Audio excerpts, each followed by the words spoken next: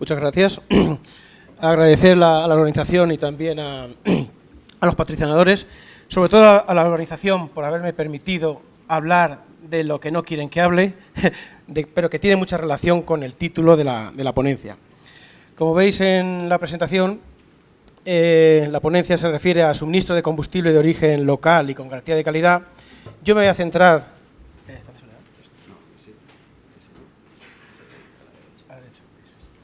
Yo me voy a centrar en explicar solamente el punto 1, un punto 1 que aparentemente no tiene relación con el título, pero sí que lo tiene y profundamente. Eduardo Rojas ya ha dicho algo al respecto, pero yo voy a enfocarlo desde un punto de vista diferente. El asunto de combustible de origen local, ¿por qué surge? Es decir, ERTA cuando nace, y aquí estoy de acuerdo con algún ponente que ha dicho que nos equivocamos en todo, cuando nace, pues una de las principales razones por la cual se hizo todo lo que se hizo fue intentar dar un combustible con un precio estable, con una distribución garantizada, pero también con unas emisiones mínimas. Gracias a un proyecto CEDETI, ERTA hizo un estudio de huella de carbono donde permitía demostrar que la biomasa sí que es una alternativa a casi emisiones cero, pero no totalmente emisiones cero. Toda huella de carbono, los que la conocéis, pues ya sabéis que se analiza todas las emisiones de combustibles fósiles debidas que se producen en la propia planta, las que se producen por consumo de energía eléctrica y sobre todo por los transportes.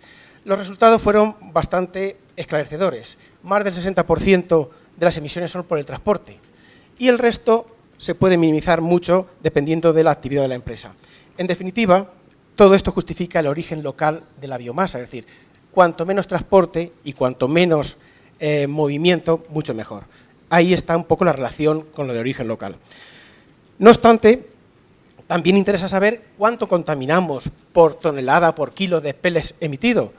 Ahí lo tenéis, solamente 100 gramos por kilo de pellet emitido es lo que consume nuestra empresa ERTA. Pero teniendo en cuenta que ahí se incluyen los transportes que no tienen por qué incluirse en un estudio de huella de carbono, no es obligatorio. En definitiva, las emisiones de CO2 que se producen con la combustión del pellet solo representan menos de un 6%. Si realmente no considerásemos el transporte, no llegaría ni al 2%. Y si fuese astilla, menos del 1%. No es emisiones neutras de CO2, pero sí que es casi neutra. Aquí he hecho una comparativa de lo que contamina en comparación con el gasoil. Lo que contamina el pellet es un 6% de lo que emite el gasoil, poca cosa, pero puede reducirse un 2% o menos si se trata de astilla. Por otra parte, estoy convencido, y vosotros también, que el pellet y la astilla en qué hay que gastarlo, en producir calor, no en electricidad. Y un ejemplo, ya sabéis que para producir un megavatio de potencia eléctrica con pellet, con astilla se necesitan entre 8 y 10.000 toneladas. Una central nuclear de 1.000 megavatios se comería casi 10 millones de toneladas de biomasa, prácticamente lo que produce el aprovechamiento sostenible de biomasa en toda España. Pero una cosa que no hay que olvidar, producir electricidad, aparte de las pérdidas por la transformación, supone eso, una diferencia potencial. No garantiza que el pellet o la biomasa se utiliza para electricidad, sino creas diferencia potencial. Mientras que no uses eso, no estás consumiendo electricidad.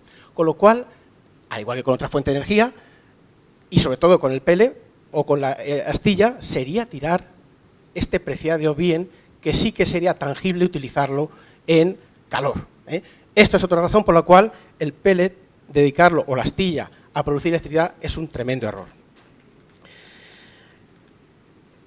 Por último, que parece que he oído por aquí que tenemos biomasa para dar y tomar, eso en mi opinión es mentira. Es decir, tenemos unos límites bastante claros, pero eso no puedo decirlo así como así, tendré que aportar datos. Y basándose en el consumo medio de de energía en kilotoneladas equivalente de petróleo, me da igual las unidades, resulta que si nos centramos solamente en el sector residencial, necesitamos más de 9.000 toneladas de kilotoneladas de equivalentes de petróleo.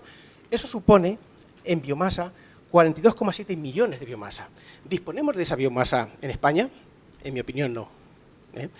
según datos del IDAE, de los inventarios forestales nacionales, la biomasa técnica y económicamente aprovechable no llega a las 20 millones de toneladas. Y si nos ceñimos al asunto de coníferas, no llega a los 13 millones. Se puede aumentar más, y luego lo diré, si los precios aumentan en relación a la biomasa. Bueno, en definitiva, la biomasa puede dar solución al consumo residencial en calefacción y agua caliente sanitaria, máximo un 50%, números generales, grandes cifras. Y el número de toneladas máximas posibles de pellet puro de coníferas en Castilla-La Mancha no supera las 750.000 toneladas. A nivel de España puede llegar a 6-7 millones de toneladas. Esos son los techos hechos con grandes cifras. Cualquier otra aspiración superior sería mentir, y tenemos que tenerlo claro. Pero es que hay otras industrias. La industria del tablero también consume, y aquí está incluido que, como todo, se dedica a tablero, a biomasa. Bien, dicho todo esto, y ahí viene la relación de uso local, se justifica que ERTA necesite biomasa local y que toda la biomasa se dedique a calor, no a electricidad. Pero, ¿qué se puede hacer en el mundo forestal para solucionar este asunto? Porque todos estamos hablando de los problemas que tenemos, pero vamos a analizar un momento el sector forestal. El sector forestal lo integran la administración, que controla todo y vela porque vaya todo bien, los propietarios de montes públicos y privados, las empresas forestales, que se dedican a redactar proyectos y a ejecutar los tratamientos, las industrias de la madera y de la biomasa que realizan la compra de esta biomasa, y todo se basa, al final, en un precio justo de la materia prima, la biomasa. El precio justo, todo el mundo lo sabe, el precio justo es el precio de la madera en pie, que se paga a un propietario, es otra cosa que el valor que se paga por un producto elaborado descontando gastos, costes, márgenes y beneficios. ¿Y qué está ocurriendo ahora mismo? Que los precios de la biomasa puesta en planta son muy bajos, que los aprovechamientos cuestan mucho, sobre todo en determinadas condiciones, sobre todo en los montes mediterráneos. Y, por tanto, ahora mismo es difícil que se genere empleo. La conclusión es que si esto funcionase, esta rueda que aquí acabo de presentar funcionase bien, entonces tendríamos un negocio interesante, pero todo se basa en el precio de la madera y de la biomasa en pie. En mi opinión, habría que subir bastante más. No se paga la biomasa, y si no se paga la biomasa, el negocio no es rentable. Habría que pensarse hasta qué punto se puede elevar el pellet. Esto va en contra de mi propia empresa y de vosotros, de muchas empresas vuestras. Pero si no se paga la biomasa a su justo precio, ocurre que hay situaciones un poco raras. Por ejemplo, que la astilla se lleve al extranjero. Si el precio de la astilla fuese razonable, la logística pondría a cada uno en su sitio. La logística es la logística. Y las emisiones que se gastan en el transporte, ni hablo ya de ellas. Por tanto, nos estamos engañando muchas veces con todo este asunto. Puede ser un negocio económico, pero realmente no es un negocio ecológico o de mitigación del cambio climático. Por eso, me atrevo a hablar de lo siguiente. Hay unos hechos constatados que conocéis todos. Por ejemplo, hay un problema de continuidad intraanual en las empresas forestales que se dedican a los aprovechamientos. Hay un parón en verano, sobre todo en algunas comunidades. Y, por tanto, hay escasez de madera y biomasa. Ahora mismo no hay pellets, no hay biomasa. Los incendios ya sabemos que son cada vez más virulentos y, en mi opinión, hay una inversión bastante grande en lucha contra incendios frente a la prevención. Los montes están sin gestionar. Hay muchos proyectos de gestión, pero no se ejecutan. Eso es una tremenda barbaridad. Donde no debe haber un proyecto de ordenación de montes o de gestión debe ser ejecutado, si no, no sirve para nada. Pero, sin embargo, se subvencionan, con lo cual el uso público del dinero no está bien realizado. La biomasa, lo que he comentado, pues, va al extranjero muchas veces, por otros motivos, porque económicamente es rentable, pero no es desde un punto de vista ecológico. Los centros logísticos hay cierta decepción, se mueve mucho la biomasa, muchos costes para nada. Y, sobre todo, hay que destacar que habría que considerar la revisión de los precios de la biomasa en pie. Si al propietario no le llega una renta suficiente, poco se puede hacer. ¿Quién se va a preocupar de ello? Pero eso es sencillo, ¿eh? Hay una serie de costes, dependiendo del tipo de monte, y el precio final de la biomasa puesta en fábrica va a depender de eso. Y también de que el propietario del monte reciba un beneficio. Y reinvierta parte de ese beneficio, como ocurre en los montes públicos, un 10 o un 15%, en instalaciones, en infraestructuras. Si no existe una red de vías de saca en el monte, primero, no se pueden apagar incendios. Segundo, no se puede sacar la madera de forma económica. Y tercero, lleva a un abandono como está ocurriendo actualmente. Por último, frente a lo que opinan otros, y Eduardo Rojas lo ha dicho, un monte gestionado lo mantiene siempre en producción, en estimulación del crecimiento. Un monte prístino, las selvas ecuatoriales, no producen nada. Tienen mucho stock, pero no producen nada. Entonces es una forma de incentivar todo ello. En conclusión, no sé si cómo voy de tiempo. ¿Bien? La mitad.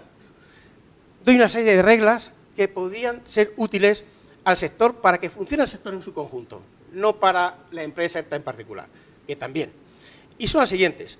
¿Qué deben hacer las industrias de biomasa, madereras o de tableros? Pues establecer relaciones con propietarios particulares, incluso montes públicos, aunque es más difícil, ya lo sabemos, y también con las empresas de redacción y ejecución de los trabajos en campo.